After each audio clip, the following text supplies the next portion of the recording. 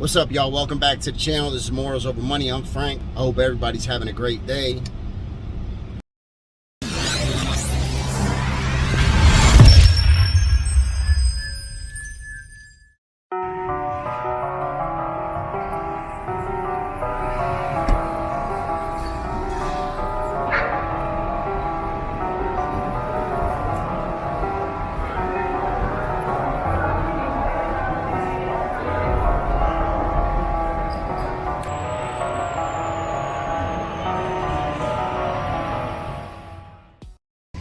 What's up, y'all? I'm Frank from Morals Over Money. We down here doing haircuts in Kensington for the homeless and less fortunate. Got the brother Top Dog who sponsors the videos.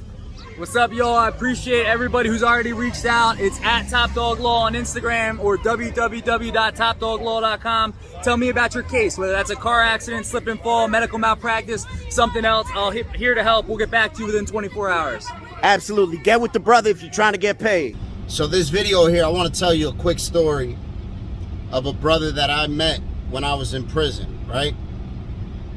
I'll tell you the brother's name at the end, and you'll see it'll tie all in. Okay, so I go to jail. I go back to jail. This time I'm at retreat, right? I'm there for a few weeks. I end up going to the hole. I get into a fight with my cellie. I beat my cellie up, go to the hole. I come out and I meet this brother. He's from Philly. We start talking. Notice we have some things in common. Know a couple of the same people. So we start walking a chow together, working out together, playing basketball together. You know, and after a while we get close. We see that we have a lot of similarities, you know, and share some of the same qualities. And in jail, that's who you sort of attract to, you know, the people who are similar to yourself, right? Because there's so many people there that are into weird stuff. They're just weird people. And it's quicker to come out because you're around them every day. Day in and day out, you're around these people. So their little quirks and stuff come out. You see it very quick. And after doing so much time, you learn to pick up on that stuff like that. I could be around somebody for a very short time, and I could tell you a lot about that person. People come into the barbershop all the time, and I'll tell the guys, yo, this and this and this and this, and it might be 3 weeks later, it comes out to be true. But anyway, so I meet him, you know, we end up getting close. Like I said, we play basketball together. So for me, when I'm in a competition state with somebody, I could tell a lot about them. I could tell, and likewise, you know, the same way they could tell a lot about me. I could tell if the person gives up quickly. I could tell if the person is passive, if they're aggressive, you know, if they're an alpha. I could tell all that stuff just by playing basketball with them. Basketball in the penitentiary is so competitive, and let alone with the Spanish guys, it's even more competitive because we're not as gifted as the black brothers. You know what I mean? Black brothers could play some ball. We're not as gifted. So a lot of the shit we do, we got to get from the muscle. So as we're playing basketball over the months, I said, okay, I like this brother. So we end up building a friendship, and a good friendship, right? So throughout the course of the, you know, the next 2 or 3 years that we're locked up together, we get close. We're hanging out with each other pretty much on a daily basis. Then I go home, right? I'm home. I start doing what I'm doing in Philly. Or doing what I do in Philly, in Kensington, and one day I'm sitting on the corner of Kensington and Allegheny and I'm doing interviews, and this brother happens to walk past, and I seen him before he seen me, right? So I was like, does he recognize me? You know, and there's a lot of times Listen, I see a lot of people down there that they're getting high and they're fucked up, and they'll just keep it pushing. They'll walk right past me like they don't know me.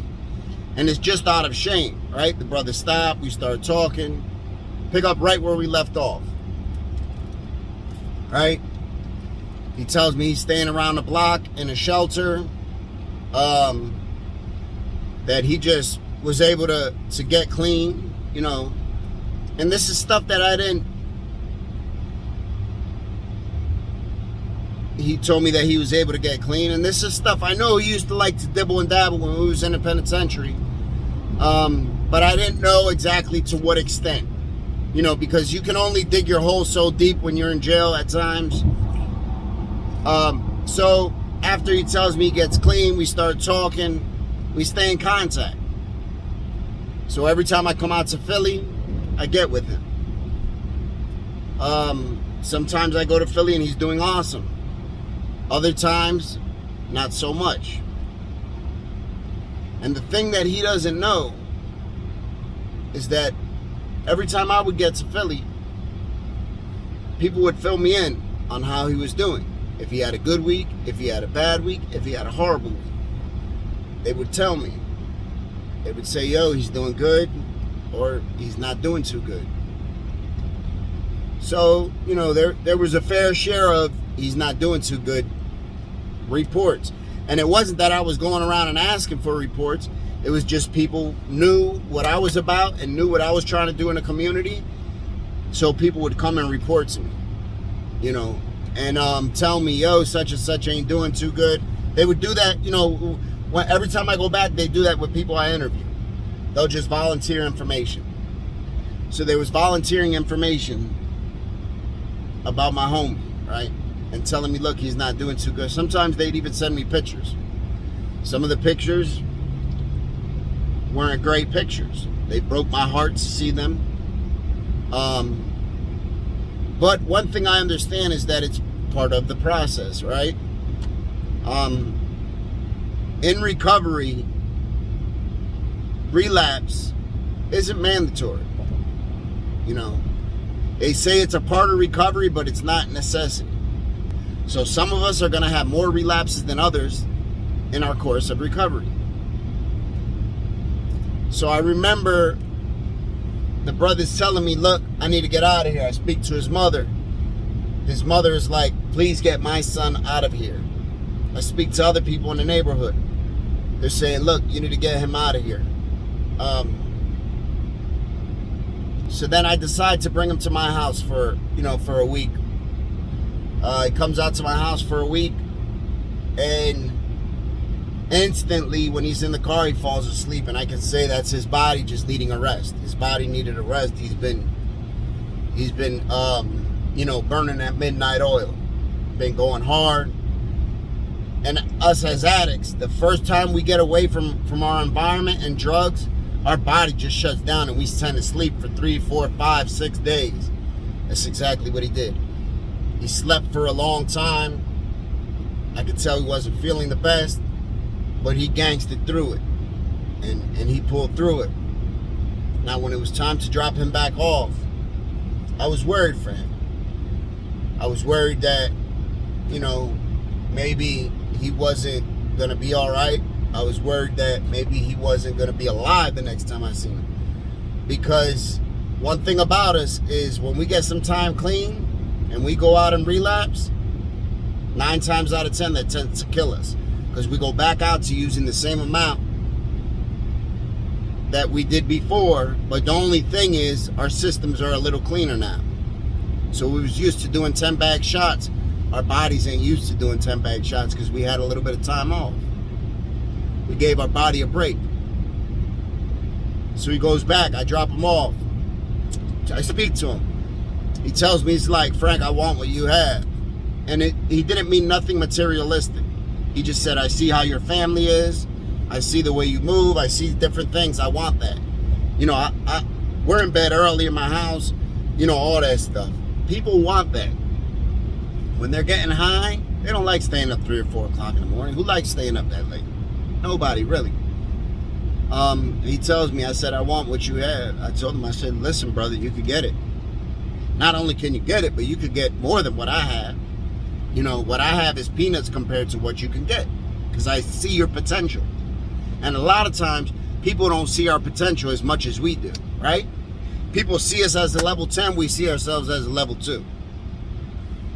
So he goes back, he messes up again, bumps his head again, right?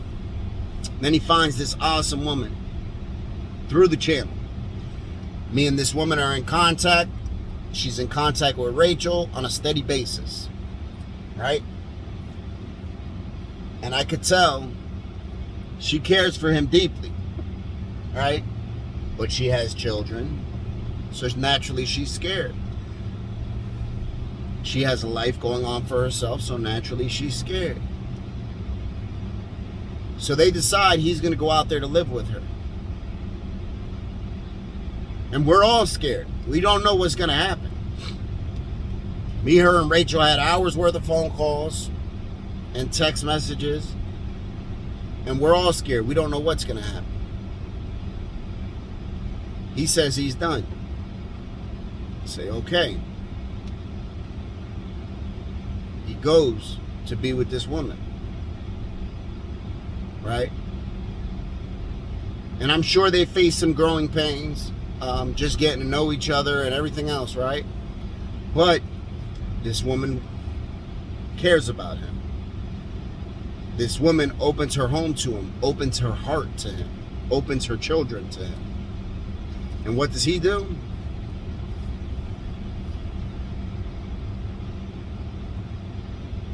He makes her not regret her decision.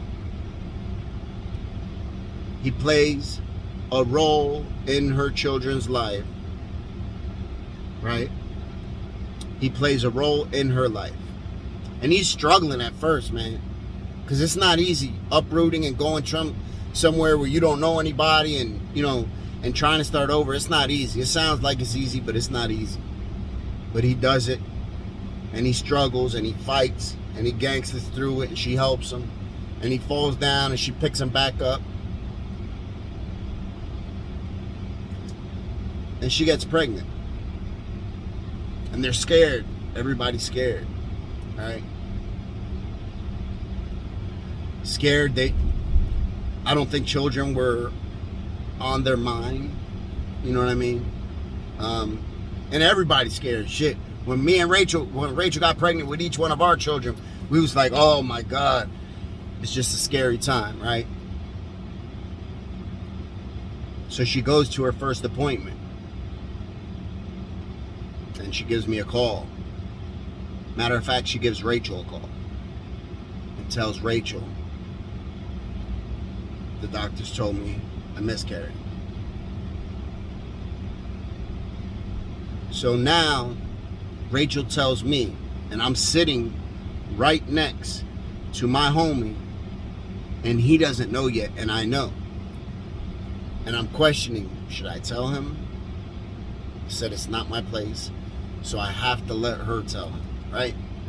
My heart's breaking for him, though, because I know he's telling me how happy he is that they have a baby on the way. So she lets him know.